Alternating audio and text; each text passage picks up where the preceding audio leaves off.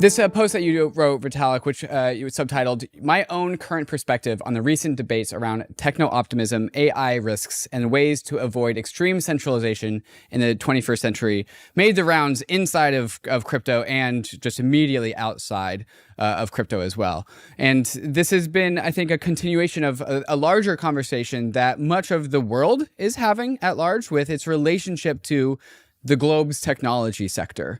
So can we set up the conversation and kind of set the table, if we will, because it's happening society-wide. Two camps are forming. There's what is known as now recently the Accelerationists, the pro-tech, and then the Decelerationists, the anti-tech. I'm not sure if anti is fair.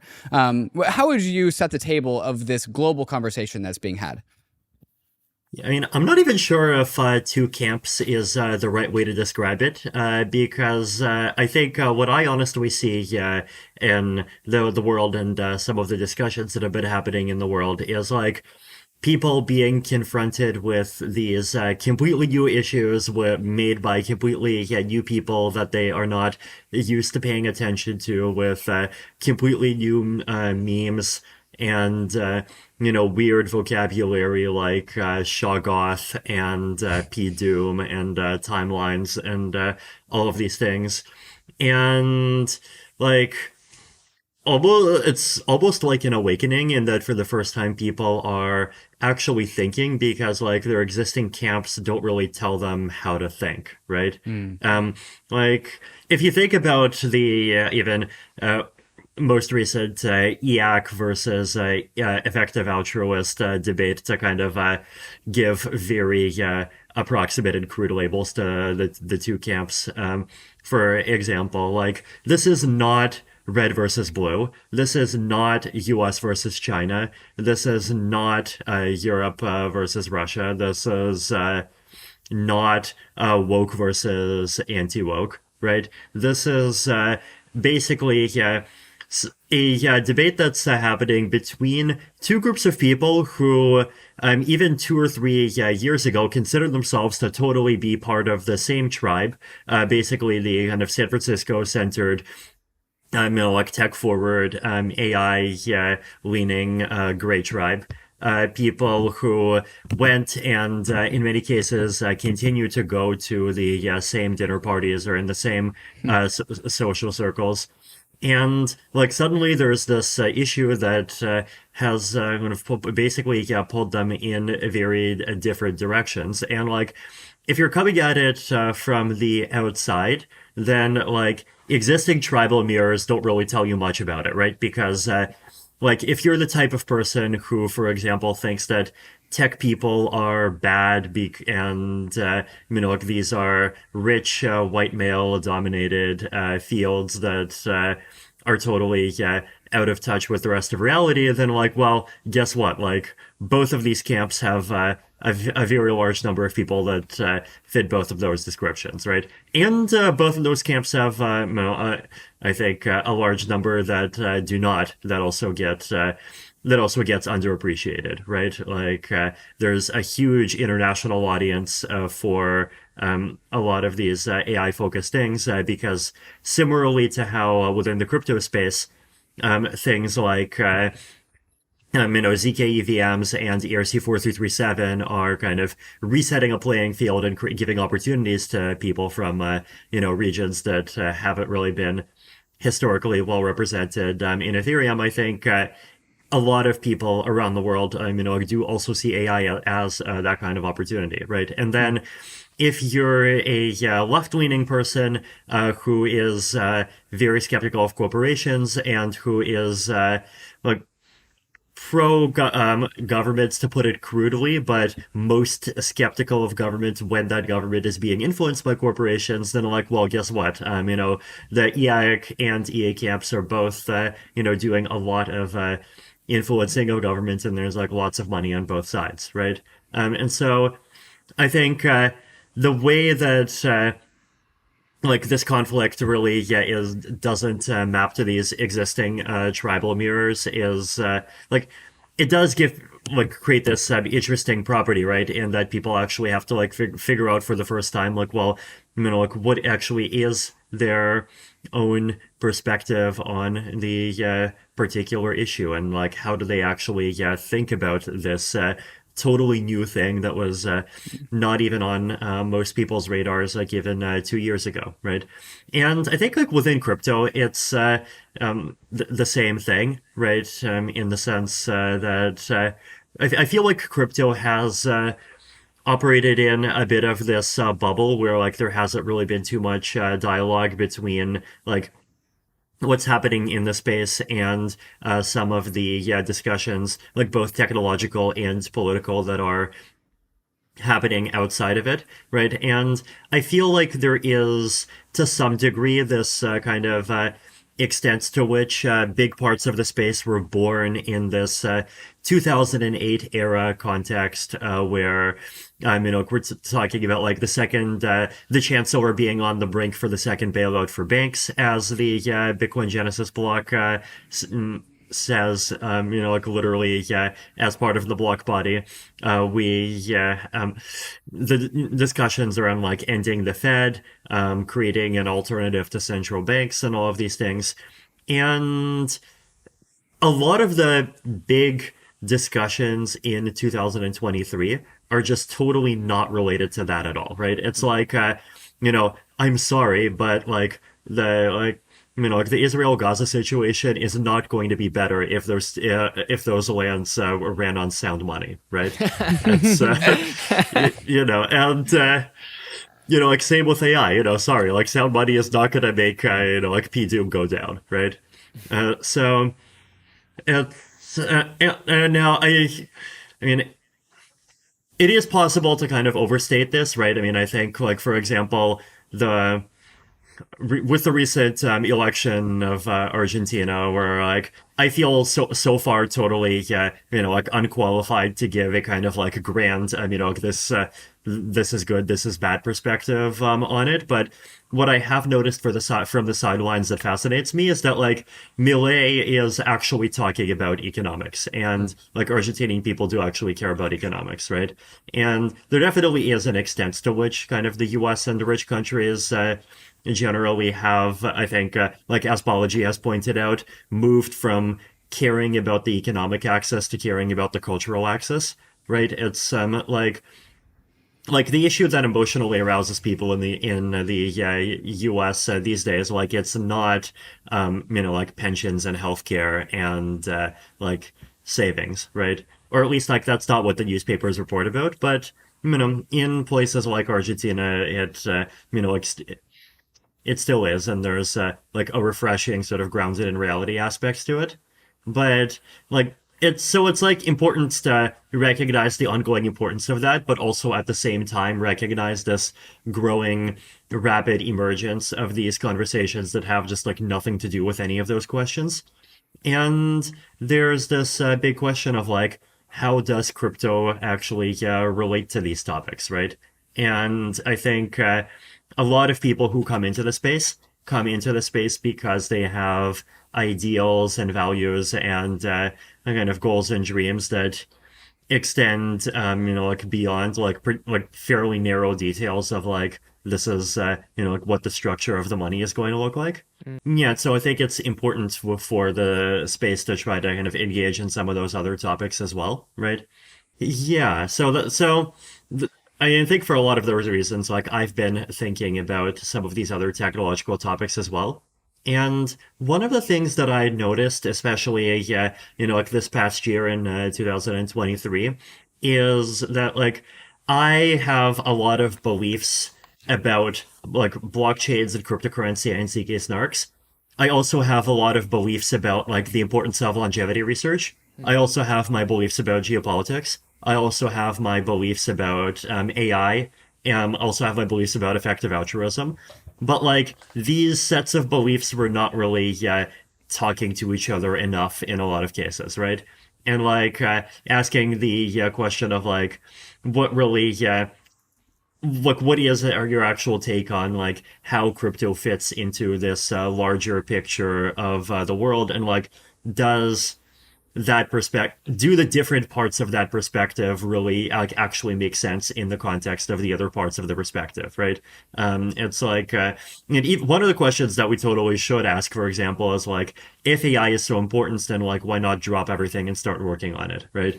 And like, I think there are good answers to that question, but it is like a question that actually needs to be asked, right? And so yeah, like I was thinking about a lot of these topics, and then of course about a month and a half ago, Mark Andreessen's Techno Optimist Manifesto came out, and then of course an entire spectrum of replies to the Techno Optimist Manifesto came out, and then I started.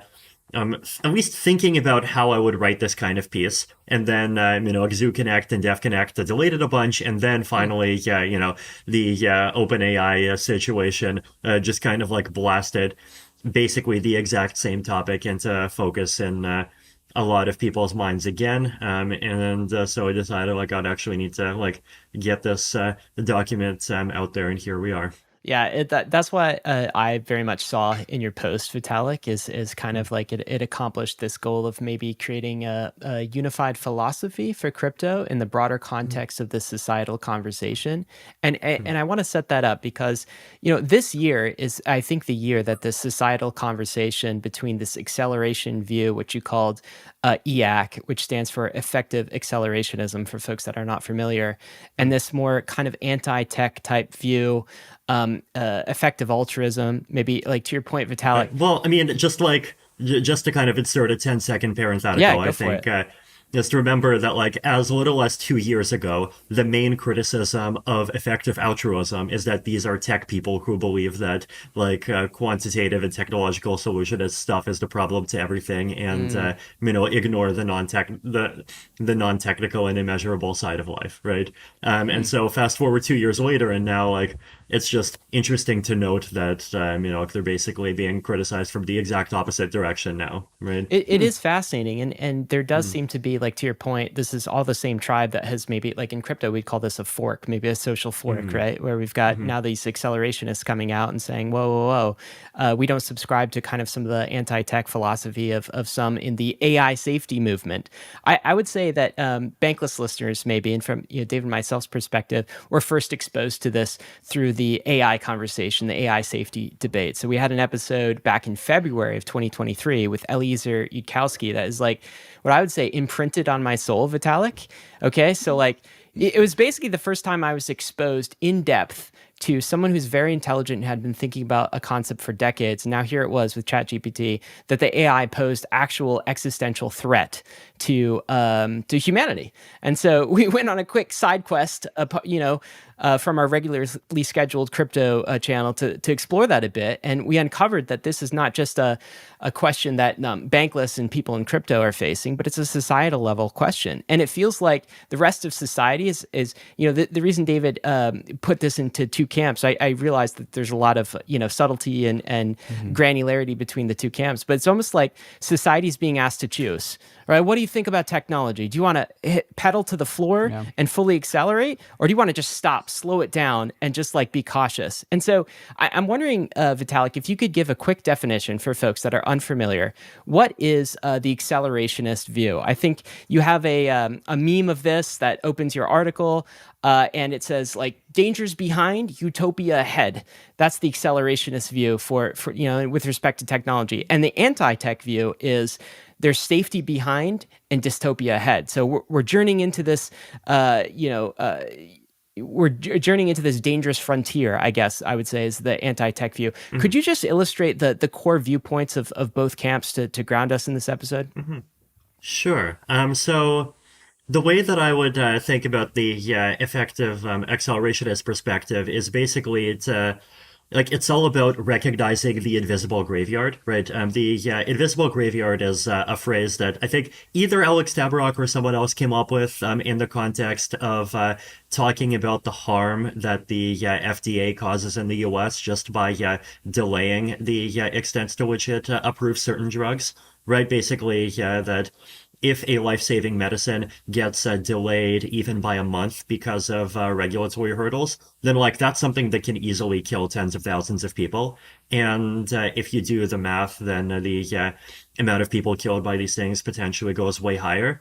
And if you kind of zoom out even a bit more broadly, like in the meme there, right, you have a utopia ahead, and then behind you, you have a bear. And the biggest bear of them all is probably aging, right, which is, a condition that kills about 60 million, like literally a World War II scale number of people every year. And if technology doesn't massively accelerate, the base case is that literally all of us are, including everyone listening to this podcast right now, is going to die, right? And the gains that come from technology are just massive, right? Like, if you just think about the difference between the kind of life that we have now and the life that we have 1,000 years ago or even 50 years ago, there's just a whole number of both measurable and immeasurable things that have massively improved. And like these improvements are incredibly large, and these improvements can even overshadow some of the worst things that happened, even if you can blame some of those things on technology, right? So, like, if you look at the chart, for example, right, like, we can understand what some of those dips are, right? So, like, for example, if you look, there's, like, a whole bunch of correlated dips in the 1910s, and obviously that's World War One. In the case where there's a double dip, the second dip is the Spanish flu. We're looking, by the way, Bankless listeners, at a life expectancy chart over the past 120 years or so. Yeah, and it has, I think, about 8 lines for various countries, US, Europe, Asia. So there's some dips in the 1910s where there's double dips. It's World War One and Spanish flu. In the 1940s, there's dips, which is obviously World War II. Then China's got a dip in 1960, which is the Great Leap Forward. And so there's like very visible disasters along here. But if you just zoom out even a bit, all of these dips ultimately are overshadowed by just like the incredibly large gains from medical technology, right? And so growth in technology does a lot, and even growth in wealth does a lot, for example, right? Because if you imagine a world where everyone is wealthy, then like that's a world where if you suddenly have to like leave your home and pack up and go to another country, then like you're not going to starve. You're going to like basically walk into a much more stable situation than you would otherwise, right? And so there's just all of these big positives that come from technological gains, and there's like an unrelenting history of thousands of years of technology repeatedly doing good, despite lots and lots of people, like screeching and complaining that things could end up going in the opposite direction, right? So that's the accelerationist case. The anti-tech case, I think it's important to separate the kind of old school anti-tech case versus the AI doomer case more specifically, right?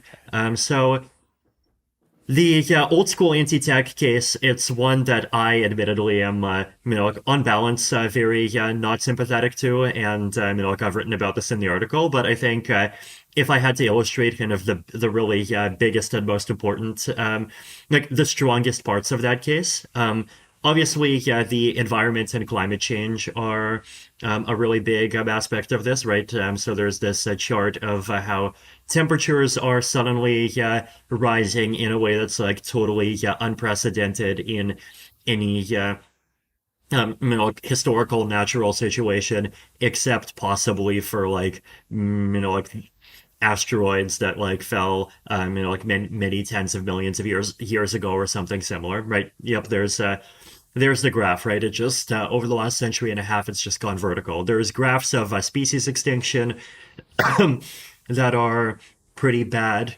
There's graphs of,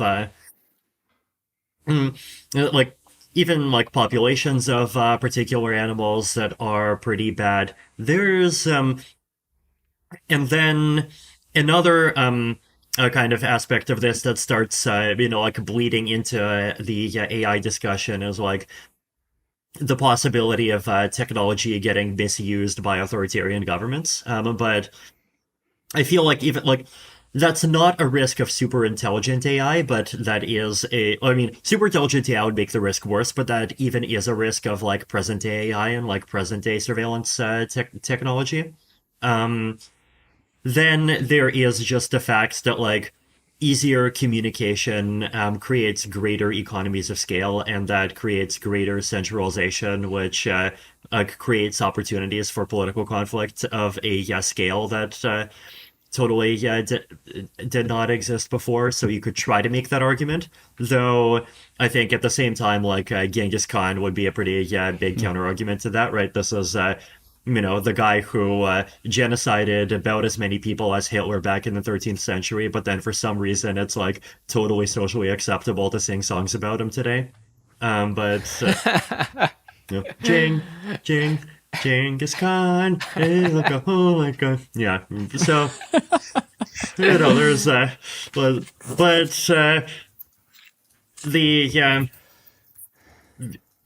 then I think on the climate side, like my counter arguments to that case is basically that like there is a history of lots of specific environmental issues that once they became bad, we actually did get together and solve them. And like improvements in air quality in cities are a big one, right? Like I remember seeing the tail end of this myself, and the first time I visited in Beijing back in 2014, just remember how incredibly smoggy it is, and like that aspect of China like improved massively and very visibly over the like 6 years that I went to visit over and over again since then.